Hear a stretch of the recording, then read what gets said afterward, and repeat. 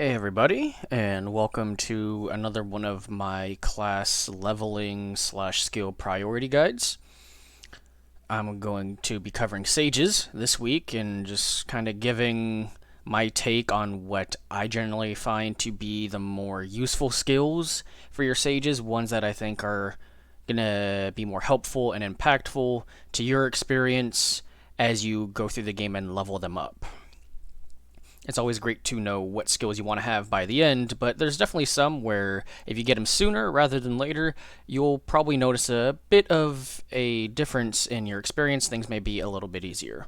Sages are a very powerful class with some just absolutely killer skills, so there's definitely going to be a little bit of repetition of, you're going to grab this one first, but there is some variance, and I'll do my best to not be really repetitive and not skim over things to the point where it's not entirely clear for what my reasoning is on some of them.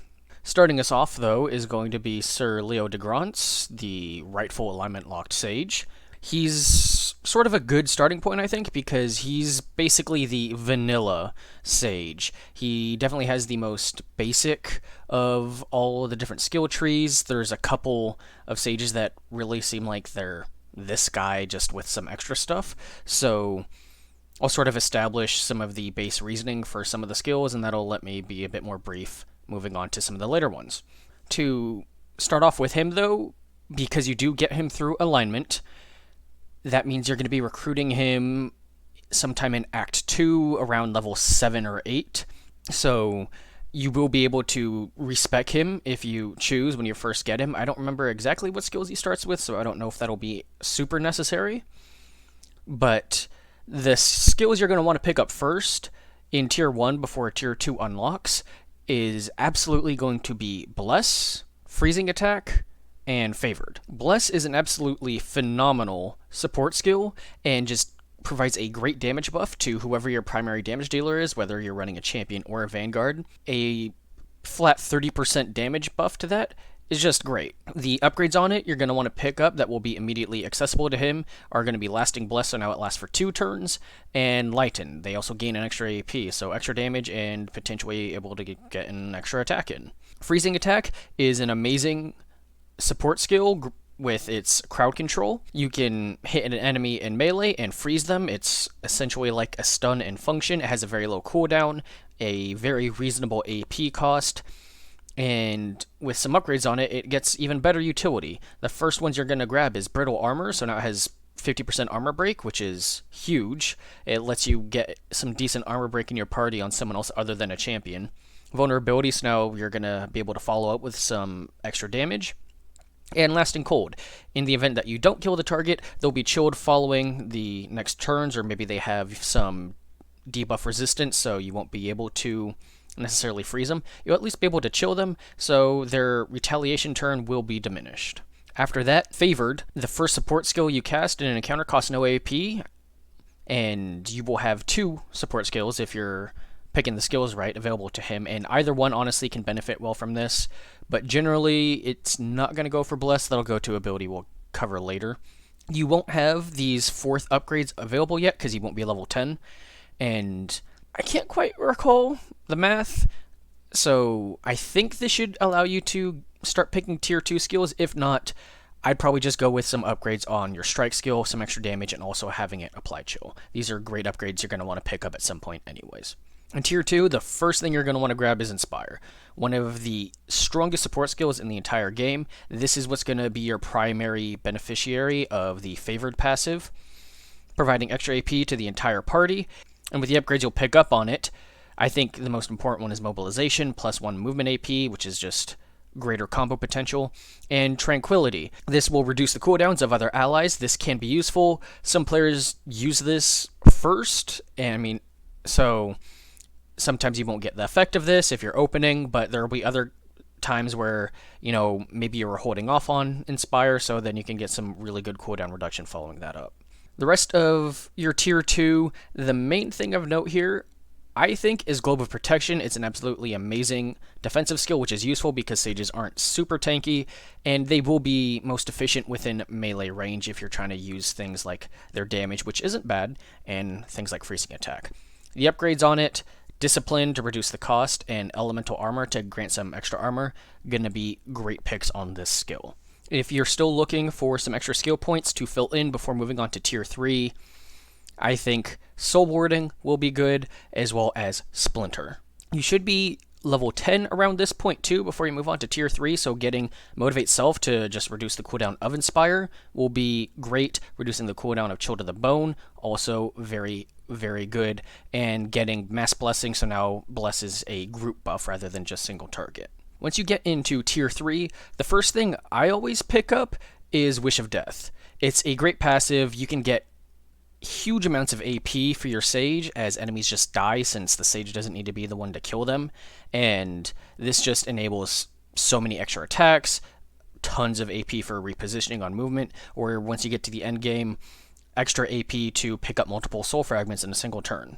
Following that, definitely I go with Ice Wall. It's a powerful battlefield manipulation tool, great for just shutting down and cutting off enemies. All the upgrades on this you're going to want to pick up pretty quickly. Other than Reinforced Wall, enemies don't really attack the wall very often, so you're not going to get much use out of this upgrade, and it actually is sort of counter to Endless Winter, which is an amazing upgrade that will freeze enemies if they're adjacent to an ice wall after it is either broken, usually by yourself, or expires.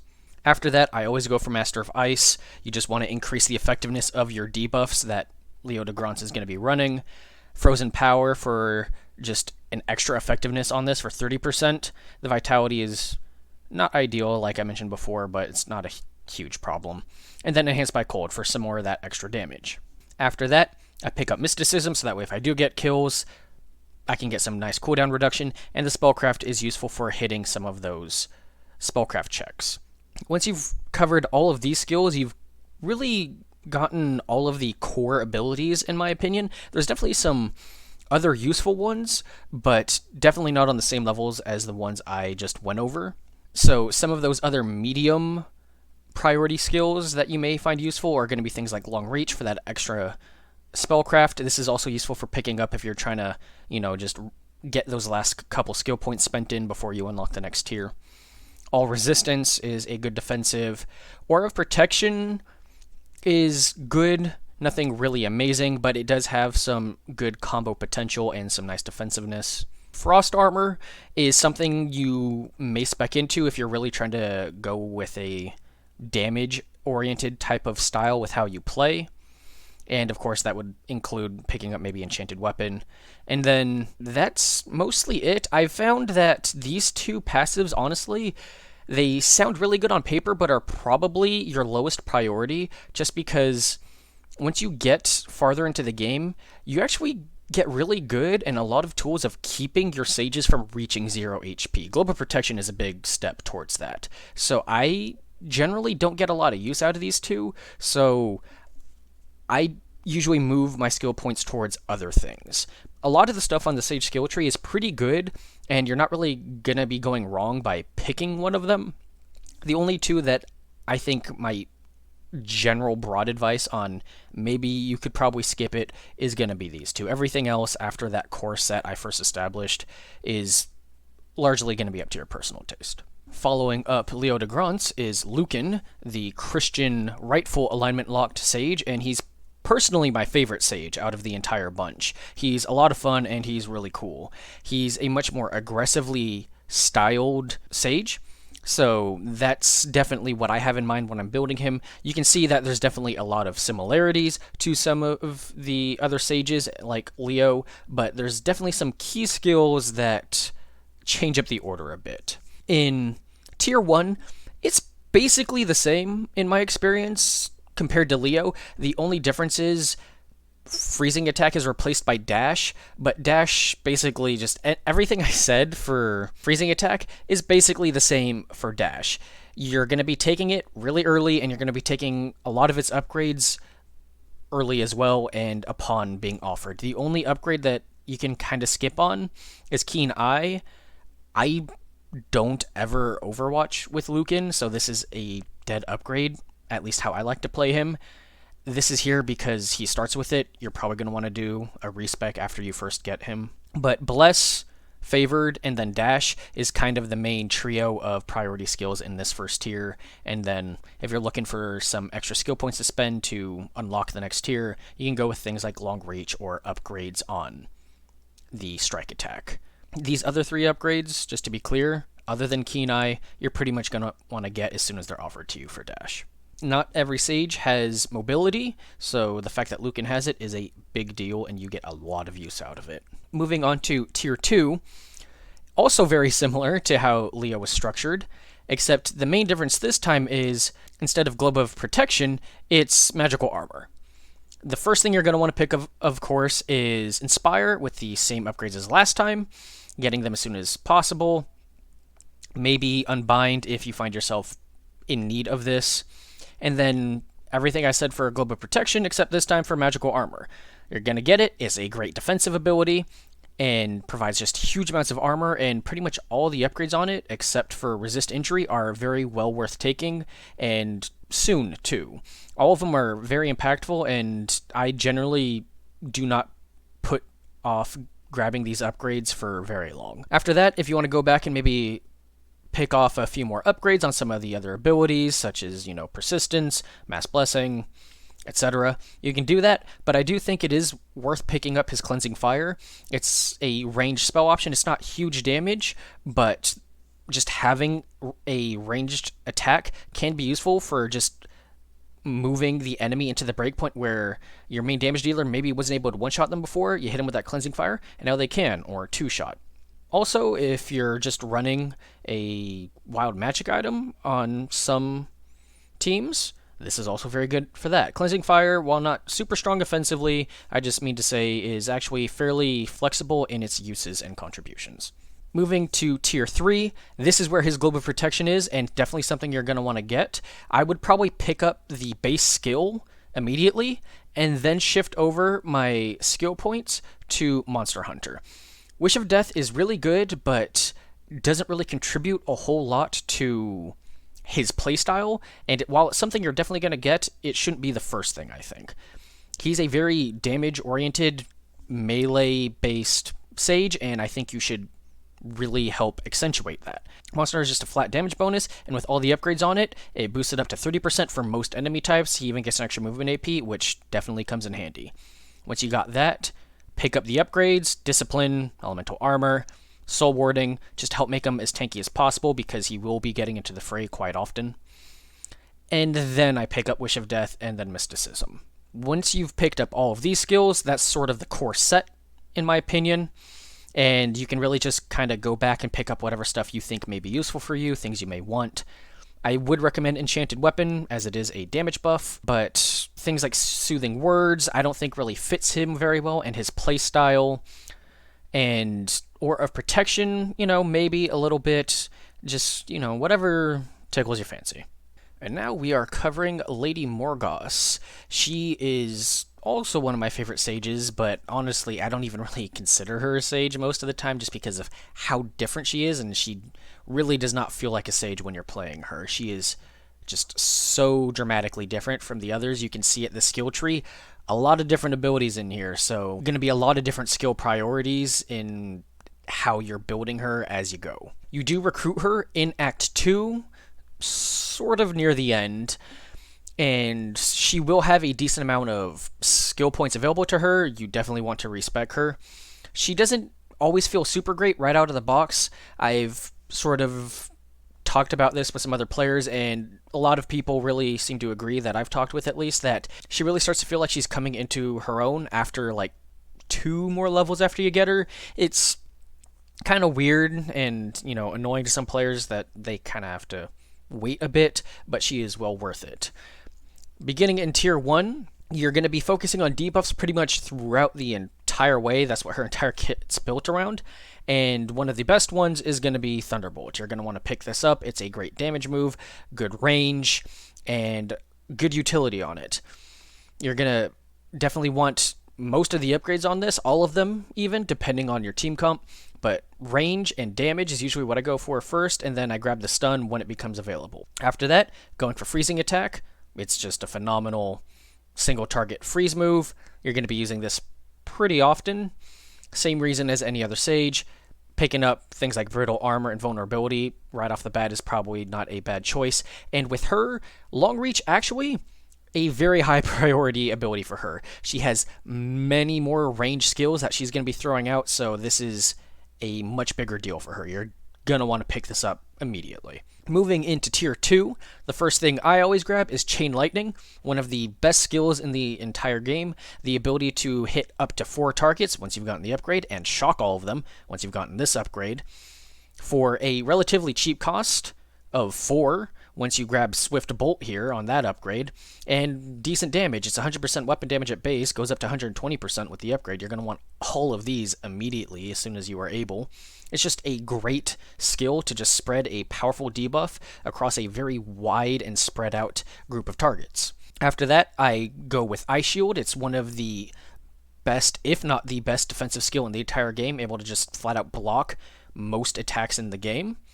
It starts with 3 ice plates, but the first thing I always grab is reducing the cooldown, increasing the number of ice plates, increasing the duration of the ice plates. I mean, all of these. All of these are good. Order doesn't really matter a whole lot. You're going to want to be rocking all of these upgrades on Ice Shield. It really enables her to just go into much more dangerous situations, and you really don't worry about it. After you've grabbed these 2 skills and all of the upgrades on them, I think tier 3 is probably going to be available to you, and once you've unlocked that, the first thing you're going to pick up is Thunderstorm. Another absolutely phenomenal debuff. Its damage is not good, but its debuffing capability is crazy. You grab this upgrade here, Thundershock, immediately, and now you have this enormous just AoE that you set down, the largest in the game, that persists over multiple turns and just shocks enemies continuously the entire time they're in it or trying to pass through it. You will be able to apply shock to so many enemies, it's just crazy. The only real upgrade that I think is worth picking up on it is Greater Storm, just to increase the size of the AoE a bit more. Everstorm isn't bad, but Morgawse has so many good skills, you will feel a bit tight on the skill points. I don't think this quite makes the cut. Following that, I grab Ice Wall, just another great battlefield control skill, just like all the Sages. Preferably try to grab all 3 of the upgrades on this if you can, and she'll be good to go on that. Following the active skills, there's just so many great passives here. The order doesn't matter a whole lot in these, but these are definitely ones you're going to want. If you're looking for more of focusing on her debuff capability first, Master of Ice is going to be better for that, as it buffs freezing and chill effectiveness, and then of course with Frozen Power and Enhanced Cold. If you want to focus on her damage dealing a bit more and her lightning skills, go with Master of Lightning first, as it buffs the damage, can increase the duration of shock, which is actually a very good debuff extension, and the reduction of AP costs on those lightning skills. Definitely a great one. Once you've picked up these and the upgrades you find appealing to you, then I go for Wish of Death and Mysticism. Now after that, I circle back to tier 2. I grab Ice Spikes, if for no other reason, but that it has Frost Shards upgrade on it, which means you can apply Chill in another AoE, so it's just a very easy way when you put her up in melee to apply Chill to a group of enemies. There are some decent upgrades on this, like Ice Forge, but the main important one here is Frost Shards. The other ones you can skip out on if you want, because there's other stuff you want to pick up, but that is how I like to level my Morgawse. That is the priority I have for her, and I find that she performs absolutely great when I sort of stick to this. There's definitely some things that you can maybe swap around order on, like maybe you want to get Ice Shield before Chain Lightning or Ice Wall before Thunderstorm. I think that's completely valid, but those are definitely the top picks of skills in their respective tiers. Next we have Lady Guinevere, another very popular pick for the Sage class. This is returning to a much more recognizable Sage skill tree, so I can be a little more brief on this one to make up for all that time I had to spend on Morgawse. Her tier 1 is going to be the exact same as Sir Leo. Bless, Freezing Attack, Favored, generally going to be my preferred go-tos here. Picking up Long Reach early on, though, does have some benefit because it will synergize off of some more of her skills. Not quite the same degree as Morgawse, but I think enough that it is a reasonable pick early on. Once you get into Tier 2, Inspire is always the priority here, but instead of Global Protection, I think maybe just pick up the base skill, come back for the upgrades later, because you're going to want to be pumping up Teleport. It's the best mobility move in the game. Shocker, because you're teleporting. And it really enables her to turn into a backline assassin of sorts, and gives her a lot of role diversity, and really helps pump up her usefulness in a more widespread variety of team comps. All of the upgrades on this I think are worth taking, except for Astral Journey. This just feels too small to really matter. And Shadowgate's a big one for bumping up that damage. You don't want to teleport right behind them, maybe a tile back or two, so that way she can get that surprise damage bonus. And then once you've picked these up, maybe go back for the Global Protection upgrades when you have extra skill points kind of laying around. As you move on to Tier 3, first thing you're going to grab is either Wish of Death or Ice Wall. Both are great. Then going into Mysticism, and then I grab Ray of Light. It's just a useful debuff. If, you teleport in the back line, you kill an enemy, and maybe there's, a pretty beefy looking bad guy nearby, like a Fomorian Beastman or something, you throw a Ray of Light at him, now he's blind, and suddenly your Guinevere isn't really in as much trouble as she was originally. It's a great sort of reactionary survival tool that comes up a fair amount of the time in my gameplay experience. Following that, just go back, like I've mentioned before, pick up whatever extra upgrades you think you may want, such as Chilling Touch. You usually are going to grab this on all of your sages, though it's not a super high priority, and grabbing the rest of the upgrades on Global Protection. Maybe you want to pick up an Enchanted Weapon. Not a whole lot to say here because she is so similar to the rest of the sages. The only things that really are different is you're going to prioritize Teleport in this tier over Global Protection, I think. And Ray of Light is worth picking up before you go back for your extra stuff. Finally, we have reached Lady Isolde, and she's really just kind of a power creeped Leo. So this one's also going to be fairly brief. You do get her in Act 2 through the Tristan event, so you're going to have some skill points to play around with and respec. Much like Guinevere, however, she does have skills that will benefit from Long Reach, so this is, I think, a bit more useful in picking up earlier rather than later, but I don't think it's the biggest deal like a super high priority. Like the rest of the more standard sages, the trio here of Freezing Attack, Bless, and Favored are probably my go-to, as well as the upgrades I've discussed. Once you get into Tier 2, though, after you grab Inspire, I go with Ice Lance. I like to treat her as a bit of a debuffer because she does have that, not just a buffer. So I find myself sort of sitting back a bit more sometimes with Isolde, taking advantage of this Ice Lance. So you don't always need Global Protection, but this is a great ranged debuff and crowd control with decent armor break, some alright damage, good range, and the ability to freeze the enemy. This upgrade is definitely the most important one on it. It increases the cooldown by 1, but as you can see, it just brings up to cooldown of 2. So this is a great skill. Once you have this, then I would go into Global Protection. Following into Tier 3, as usual, you can either go with Ice Wall or Wish of Death first, either or, and then following these up, you go into Master of Ice, grab these upgrades, and then I pick up Ice Aura. I do like to hold her back a bit and use her range to her advantage, but there are times where I want to send her into melee or enemies get in melee with her, and Ice Aura is a great ability for that, just a passive damage and chill debuff applied to enemies over the course of a couple turns. It's just free AP. You don't need to waste your AP, hitting them with your strike attack to apply the chill. None of the upgrades on this are necessarily amazing. The vulnerability on this is just too low, I think, to really be worth taking. You'll have plenty of vulnerability setters with the rest of your team most of the time. Maybe the Unbreakable Armor isn't bad. The damage is so low on this, I don't think it's a big deal worth taking. I'd rather put my skill points elsewhere, like grabbing the other upgrades on your strike attack, for instance. Picking up the upgrades on Global Protection.